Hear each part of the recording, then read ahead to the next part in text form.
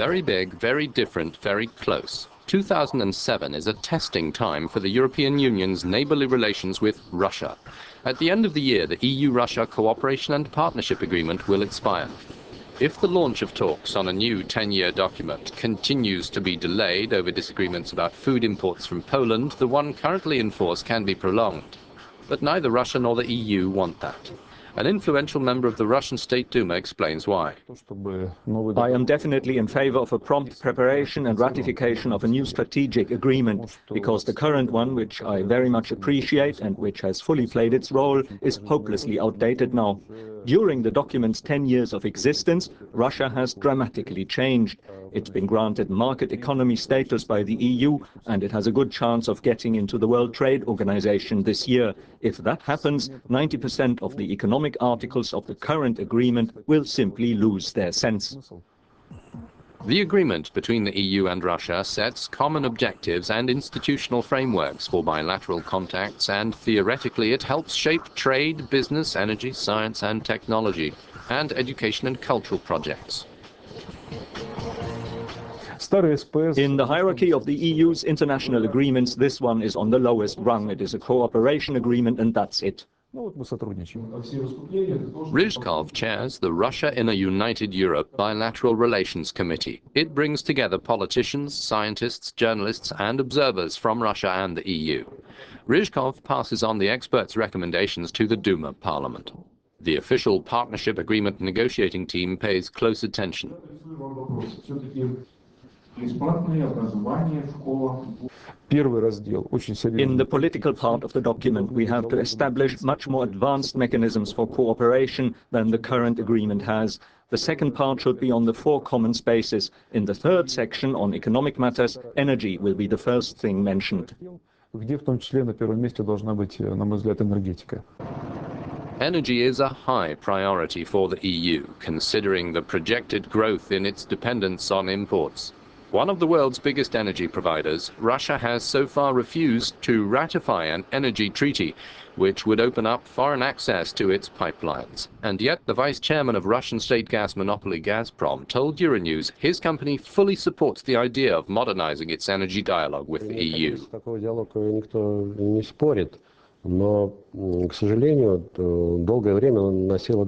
one disputes the need for this kind of dialogue, but unfortunately for a long time it has been unilateral, with Russia's interests as an energy producer and provider not much being taken into account. The Energy Charter and Transit Protocol, now being so vividly discussed and argued over, will not be ratified by Russia in its present form. I am sure of that, because the approval of these papers will harm Russia's interests. The interests of a producer and energy provider to Europe.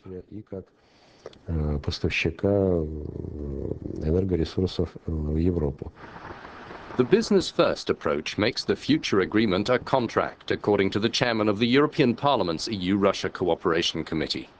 He insists there are important aspects to it which must not be ignored. The fact why Europe emphasizes so much the importance of this overall contract, this agreement, is that it doesn't only tackle economics, but it tackles as well human rights and democracy in Russia. That is very important because we believe in Europe that a stable partnership can only really be accomplished when it is based on countries that share the same values. We have a strong position. We should use it to really also put these difficult issues on the table. We are talking about human rights then, we are talking about democracy, but I think that the last months have shown that even in the economic field, where our cooperation used to be easy, there are many difficult things to discuss, because it cannot be that Russia buys itself into our energy structures in Europe, but on the same time it kicks out or it pushes away companies like Shell or British Petroleum from the energy fields. The Parliament's Liberal group leader has asked the EU countries not to sign a new accord with Russia until its human rights record improves. The MEPs, together with the Russian State Duma, will have a decisive say in the future cooperation agreement. I think this is a unique opportunity for the European Union to have a serious dialogue with Russia about human rights. We talk about the recent murder of Anna Politkovskaya, but she was the 25th in a line of journalists and businessmen and others who've been murdered in strange circumstances. Russia and the European Union need to have a relationship. Over half of Russia's foreign trade is with the European Union. The European Union relies on Russia for much of the natural gas and some of the oil that we import. I believe in the end we will have a new strategic partnership, but I hope that in return we will see an improvement in human rights respect and in democracy building in Russia. Stress lines were ingrained already before the eastward enlargement of the EU, but mutual trust is growing. After long negotiations, the two sides now have an agreement on visa facilitation and readmissions signed and ratified.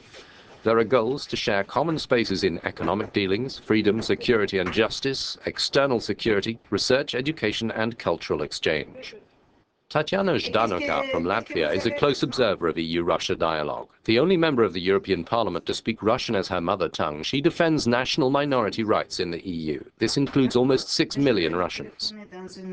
What worries me is how to help Russians in Europe have jobs appropriate to their education, how to get recognition of Russian university qualifications in the EU. This is all far from simple. I hope these subjects will show up in the new EU-Russia cooperation and partnership agreement. My voters are also especially interested in making their trips to Russia easier. The Baltic states have visibly changed the status of the Russian community in the EU. Ethnic Russians are a traditional population in the Baltic states. Now they have become an official national minority of the EU.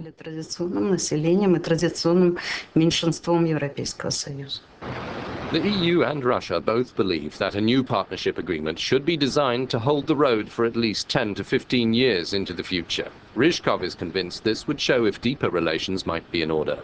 If during these 10 years we manage to build 4 common spaces, if we manage to integrate deeply in different economic sectors and develop common rules, it will already mean a sort of association between the EU and Russia. And in this case, one can start thinking, perhaps, about more serious political integration as well. Russia says it has no ambitions to become an EU member, and the EU does not aim to make it part of the family. Yet both sides admit they need each other to move forward, and this has to be through compromise.